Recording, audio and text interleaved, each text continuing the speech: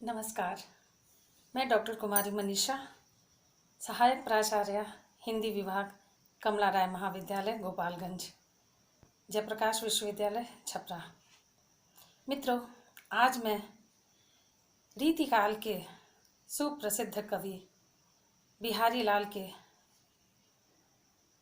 व्यक्तित्व एवं कृतित्व पर इस व्याख्यान में प्रकाश डालूंगी।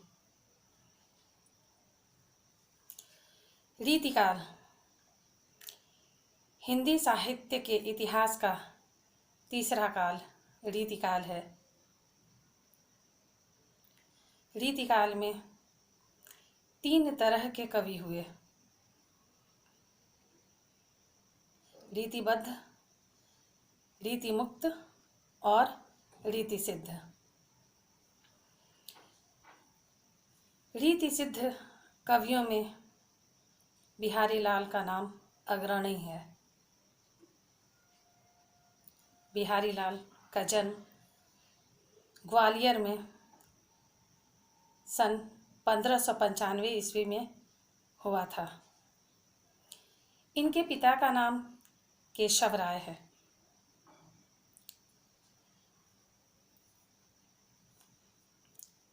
इनकी शिक्षा कवि केशव दास के द्वारा हुई थी।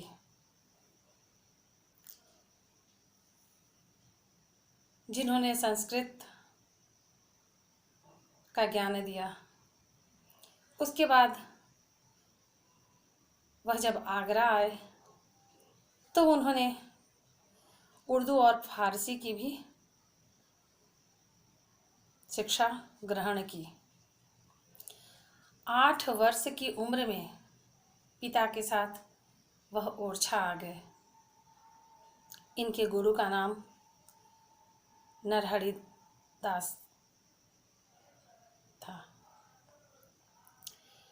इन्होंने निम्बार्क संप्रदाय में शिक्षा दीक्षा ग्रहण की, जहाँ राधा और कृष्ण के भक्ति में तन्मय हो गए। निम्बार्क संप्रदाय में दीक्षित होने के पश्चात ये राधा और कृष्ण के भक्ति भाव में लीन हो गए। तो हमने देखा कि दीक्षा इन्होंने निम्बार्क संप्रदाय से ली।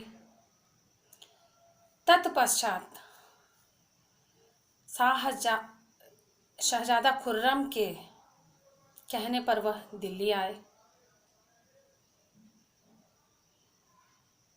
उसके बाद अपने अध्यवसाय की खोज में वह राजा जयसिंह के दरबार तक पहुंचे।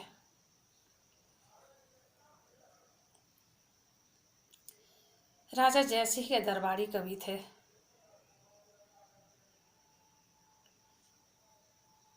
बिहारी लाल एक बार जब बिहारी लाल राजा जयसिंह के दरबार उनसे मिलने पहुंचे तो पता चला कि राजा जयसिंह अपनी नई रानी के प्रेम में आसक्त हो, अपने कर्तव्य से विमुख हो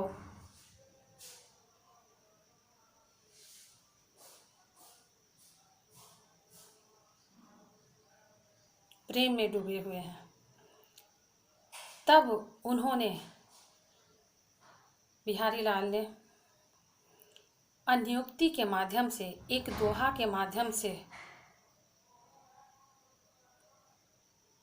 राजा जयसिंह को उनके कर्तव्य का भान कराने का प्रयास किया। नहीं पराग नहीं मधुर मधु, नहीं विकास इह काल, अली कली ही सो बंध्यो, आगे कौन हवाल। बिहारी लाल ने यह दोहा राजा जयसिंह के पास लिखकर भिजवाया कि नहीं पराग नहीं मधुर मधु, न अभी पराग है, न प्रिय मधुर है, मधुर मधु है, न ही उस कली का अभी पूर्णतः विकास हुआ है। और ऐसे में ही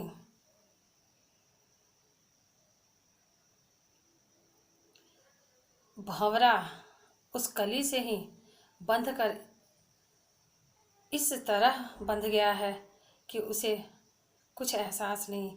अगर वह कली खिलकर जब फूल बनेगी तो आगे क्या होगा। कहने का अर्थ है कि वह नवोढ़ा रानी, नई नवेली रानी का भी पूर्ण विकास भी नहीं हुआ था, और उसके प्रेम में आसक्त होकर अपने कर्तव्य से च्युत हो जाना कहाँ तक लाजमी है। और इस बात का एहसास बड़े सुंदर ढंग से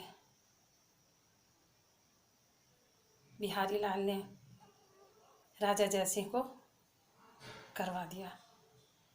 राजा जयसिंह बिहारी के इस चातुर्य से, बिहारी के इस गुण से बहुत प्रभावित हुए। उन्हें अपने कर्तव्य का ज्ञान हुआ और उन्होंने आकर ढेर सारी मुद्राएं बिहारी लाल को दिया। बिहारी लाल की एकमात्र रचना बिहारी सतसई है।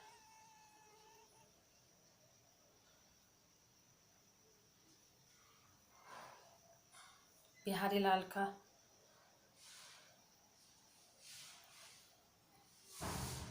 बिहारी लाल की मृत्यु 1663 ईस्वी में लगभग मानी जाती है।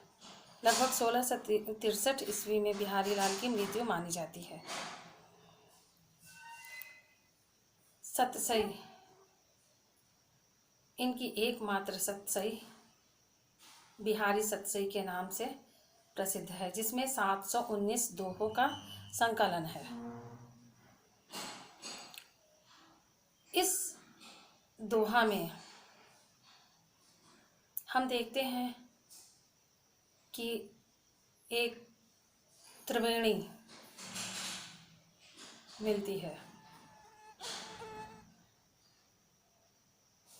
त्रिवेणी कहने का तात्पर्य यह है कि नीति विषयक काव्य मिलते हैं, आध्यात्मिक काव्य मिलते हैं और श्रृंगार विषयक काव्य मिलते हैं। ये तीनों धारा प्रवाहित होती है बिहारी के दोहे में।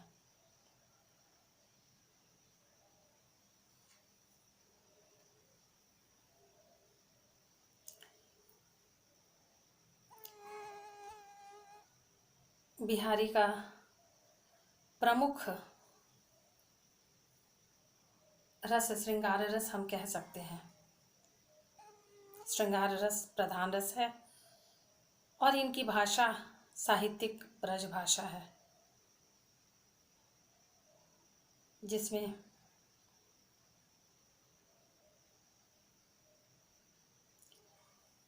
प्रमुख अलंकार के रूप में अनुप्रास और यमक अलंकार आते हैं।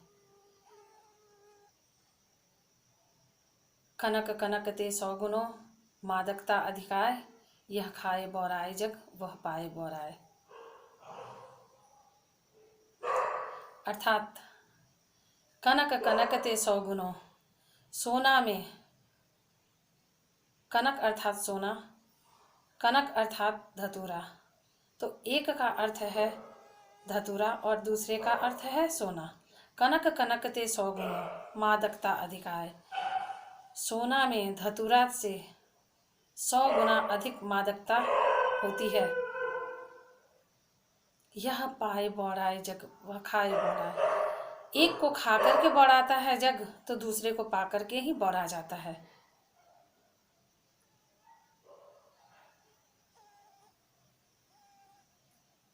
इनका प्रमुख छंद दोहा है और सोरठा का भी प्रयोग इन्होंने किया है। पुनः हम इनकी शैली को त्रिवेणी कह सकते हैं। प्रसाद प्रसाद माधुर्य और चमत्कार पूर्ण, इन तीनों तरह के गुण मिलते हैं इनकी रचनाओं में।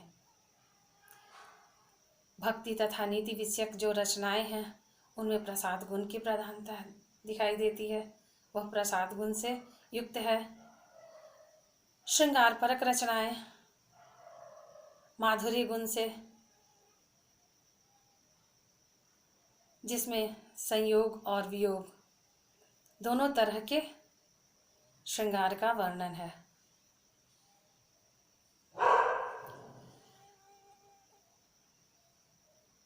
इनकी रचनाओं पे सूफियों का भी प्रभाव दिखाई देता है वियोग श्रृंगार पर। चमत्कार पूर्ण रचनाओं में दर्शन, गणित, ज्योतिष विषयक रचनाएं आती हैं। ज्योतिष का एक बहुत सुंदर सा उदाहरण देखिए। पत्रा ही तिथि पायो, वा घर के चहुपास, नित्य प्रति पुण्योई रहे आनंद उजास।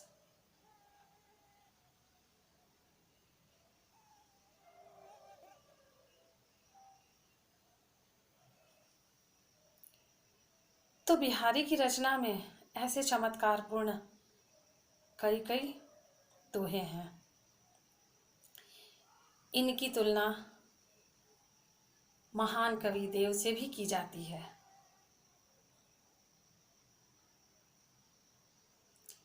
इनकी रचनाओं में षड ऋतु वर्णन भी मिलता है।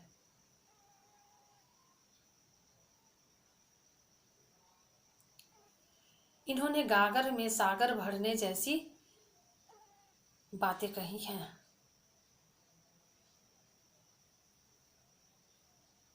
एक वानगी देखिए इस दोहे में, जो कि बना तो समस्त क्रियाओं से है, लेकिन इसकी खासियत, इसकी विशेषता यह कही जा सकती है कि इसमें कहीं कोई कर्ता नहीं है। कहत नटत रीझत खिजत, मिलत खिलत लजियात, भरे भौन में करत है, नैनहु से सब बात। नायक नायिका के प्रेम से परिपूर्ण वार्तालाप, जो कि भरी सभा में बिना कुछ बोले नैनों की भाषा से सारी बातों का आदान प्रदान, जिसमें बातें कह देना भी, जिद पर अड़ जाना भी, रीझना भी है और खींचना भी है, संयोग भी है, मिलन भी है, खिलना भी है और लज्जा से अभिभूत होना भी है। कहत नटत रीझत खिजत, मिलत खिलत लजियात।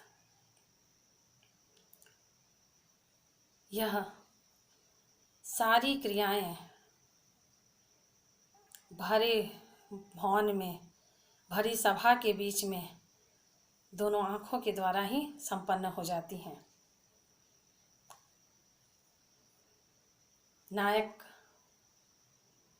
प्रेम का आग्रह करता है, नायिका इस पर रीझती है, खींचती है, फिर दोनों की नज़रें मिलती हैं, मन प्रफुल्लित हो खिल उठता है, नायिका शर्म से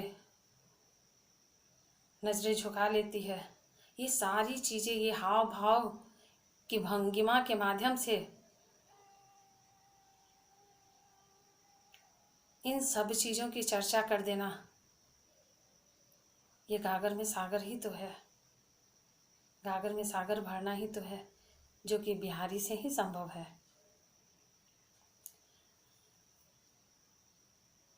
उन्होंने कई कई रचनाएं की। सतसैया लिखने के क्रम में उन्होंने राधा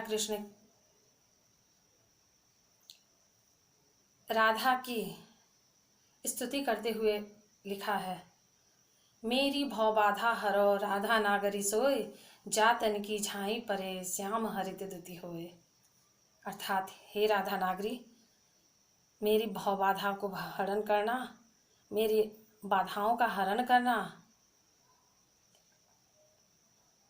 जिसकी तन की परछाई से ही श्री कृष्ण खिल उठते हैं, वो राधा नागरी, तुमसे मैं विनती करता हूँ कि मेरी सांसारिक भव बाधाओं को हर लेना। उसी तरह है कृष्ण के सौंदर्य का वर्णन करते हुए उन्होंने कहा है, सोहत ओढ़े पीत पट श्याम सलोने गात, मनो नीलमणि शैल पर आतप पढ़्यो प्रभात।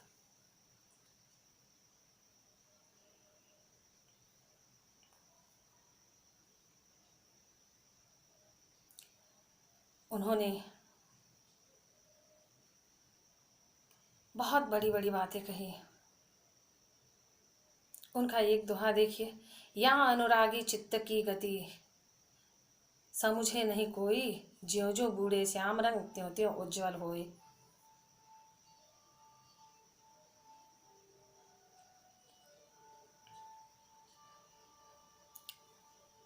बिहारी की रचना गागर में सागर भरने जैसी ही है। तभी तो इनकी रचना के विषय में कहा जाता है, सत सहिया के दोहरे ज्यों नावक के तीर, देखन में छोटन लगे पर घाव करे गंभीर। तो यह तो था बिहारी लाल का व्यक्तित्व एवं कृतित्व का परिचय। अगले व्याख्यान में हम फिर मिलेंगे किसी और विषय के साथ। धन्यवाद।